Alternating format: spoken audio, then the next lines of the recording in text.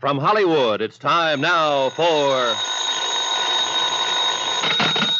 Johnny Dollar. Brady Quintana, Dialer. Where you been, Quintana? You were supposed to contact me again later last night. Yeah, look, this is a complicated deal. It takes time. What's complicated about it? I'm looking for a guy named Tom Chase. You claim he's here in New Orleans under the name Tom James. For $500, you'll tell me where he's hiding. Sure, but the problem is he is hiding too good right now. I think you're stalling. You saw that letter of his last night, didn't you? Yeah, it's Chase's handwriting, all right. I'll find him again by tonight. You know that bar we met in? Ace's Castle. Be there at 10 o'clock tonight with the dough. Okay, but you'd better produce, Quintana. I don't have much time. If Chase finds out I'm trying to put the finger on him, neither will I.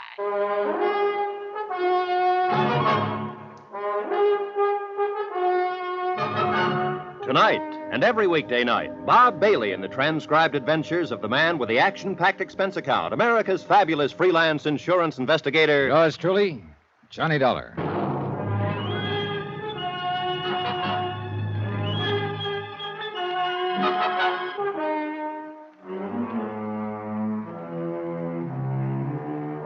From Special Investigator Johnny Dollar, location New Orleans, to the Home Office, Universal Adjustment Bureau, Hartford, Connecticut. Assignment, the Phantom Chase matter. Expense account continued.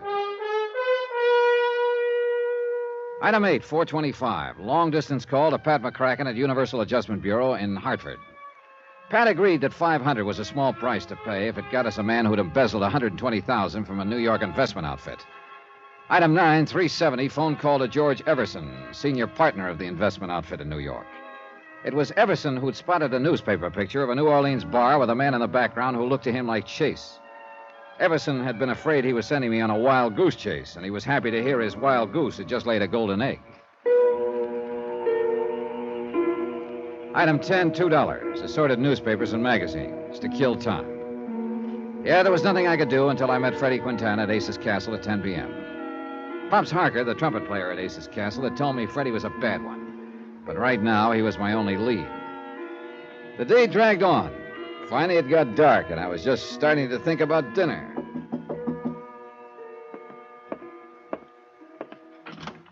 Hello, Johnny. Lola Chase. May I come in? Well, yeah, sure. Come on in. Well, what are you doing here, Lola? I thought you were in New York. George Everson told me about your phone call to him this morning. That you think Tom is here in New Orleans. Well, yeah.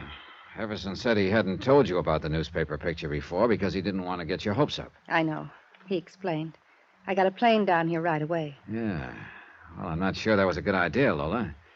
I doubt very much if there's anything you can do. I thought if you do find Tom, if I could just talk to him, maybe I could get him to see that the only thing for him to do is give himself up and return the money. No, I wouldn't count on that. Johnny, I had to come. He's still my husband. Yeah.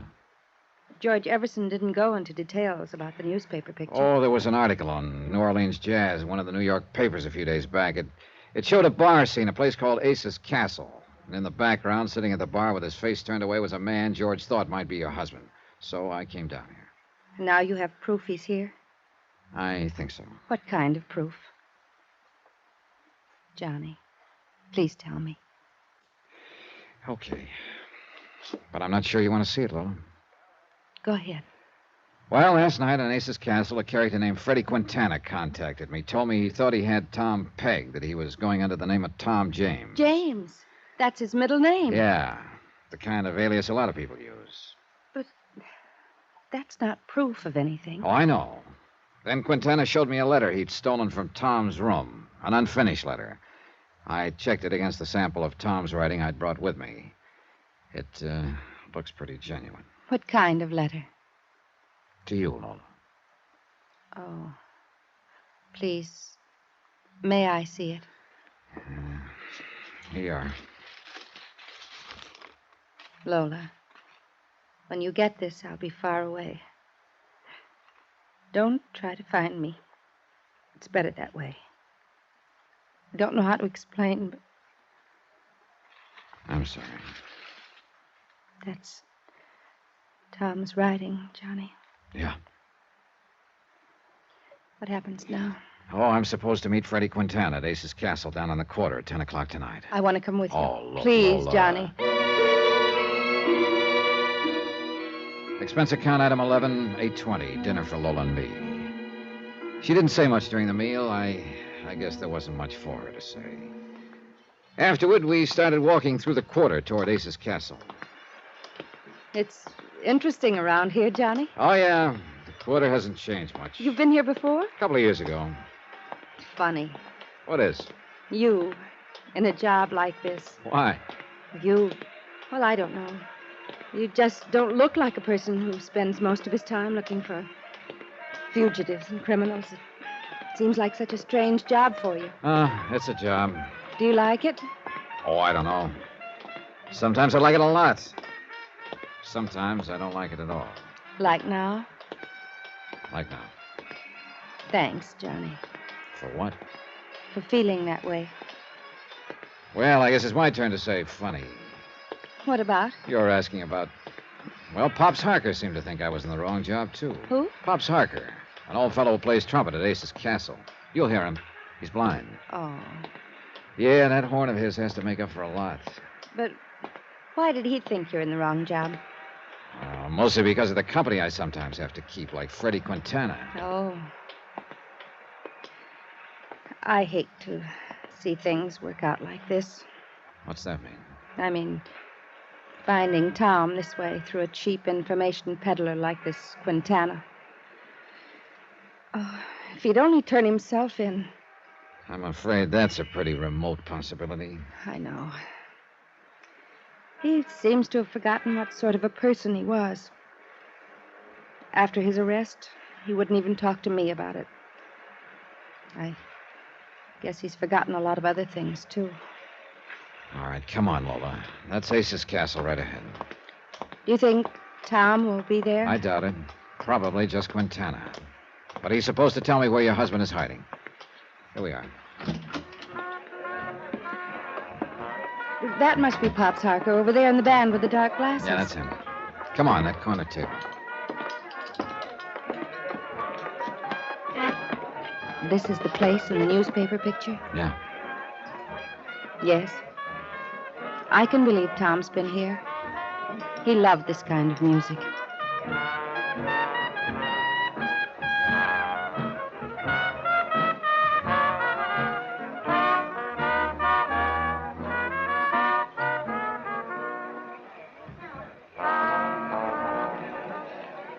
Real nice, Pops. Thank you, Mr. Dollar. How you doing? Oh, pretty good. Johnny, I thought you said he was... is. He recognized my voice. You still messing around with that mean one, Daddy? Freddie Quintana? Afraid I have to, Pops. I'm not enjoying it particularly. Well, you stick to the good ones, Daddy. Don't mess with the bad ones. Gossiping about me, Pops? Oh, Quintana. Oh, why don't you keep your face in that horn and out of other people's business? Take it easy, Quintana. That's all right, Mr. Dollar. I'll still be blowing away this here horn long after some folks quit breathing. Yeah, sure. Who's the dame, Dollar? Don't worry about it, Freddie. Let's just say she's with me. Okay. Don't be so touchy. Okay to talk? Go ahead. It's all set. Oh, yeah, I got this chase on ice for you. He thinks I'm arranging passage for him on a boat out of here with no questions asked. That's cruel. Easy, Lola. Business is business. Where is he now? Now, let's not get nosy, sweetie. Cut the smart talk, Freddie. My, you are in a pretty nasty mood tonight, Dollar. Yeah, so just stick to business, huh? Okay. Here. Now, here's the address of my rooming house. Chase gonna meet me in my room at midnight. You be there in a few minutes before. And, Dollar, be sure you bring a dough. You be sure you bring Chase. He's in the bag. See you at midnight. Oh, what a horrible person. Yeah, he's sure not the best. Johnny, let me go with you at midnight. I don't think that'd be a very good idea, Lola. Please. Why? Just say I'm pretty foolish, I guess. I just want to see him once more. Look, why don't you... I know it won't do any good, but after you take him, I probably won't see him again. He wouldn't see me before. He probably won't afterwards, but just to see him once more. Lola, I don't know what good I'd it's like gonna... to go back to my hotel and rest now, but please pick me up before you go to Quintana's room. Johnny? Okay, Lola. 11:45.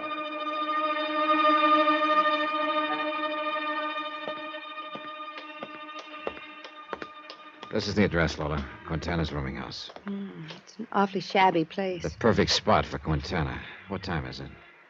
5 minutes to 12. All right, let's go in.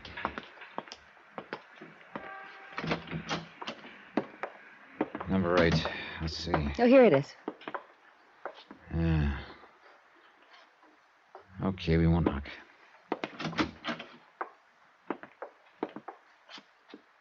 There's nobody here, Johnny. Well, we're a little early. Okay, we'll wait.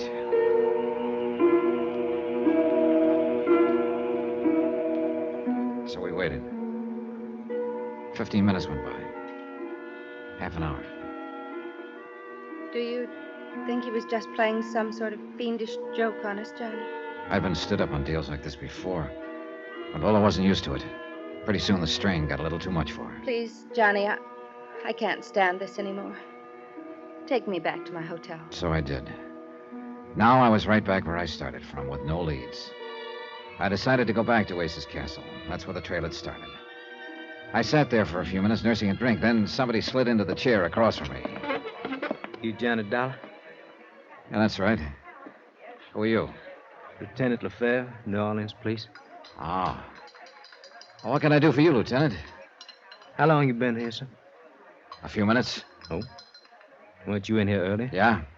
What time you leave? A little after 10. Why? Where'd you go? To see somebody who didn't show up. Look, Lieutenant, what's this all about? You don't mind, just answer the questions, huh? Who was this, somebody you went to see? A character named Quintana. I was supposed to meet him in his room. Well, you won't see him back. Well, that's a sort of a long story. Look, here's my card, Lieutenant. Jones investigator, huh? You might come with me, Mr. Dollar? Oh, where to? Out back. Was a woman with you earlier, huh? Yes, Mrs. Lola Chase. I took her back to a hotel before I came back here again. I see. End of the alley here. What's this all about, Lieutenant? Go ahead, Dollar. Take a look. There were 2 policemen and a photographer in the alley, over near a doorway. I moved in close. A man was sprawled there, face up. Freddie Quintana. And he didn't look mean and nasty anymore. Just real tired. Real dead.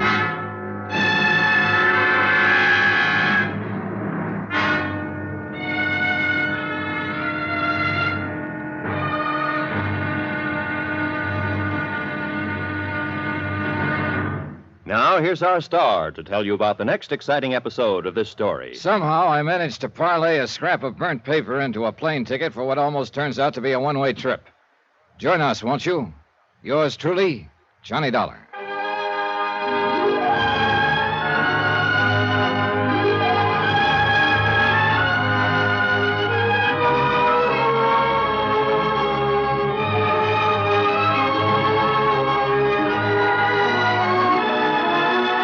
Yours truly, Johnny Dollar, starring Bob Bailey, is transcribed in Hollywood.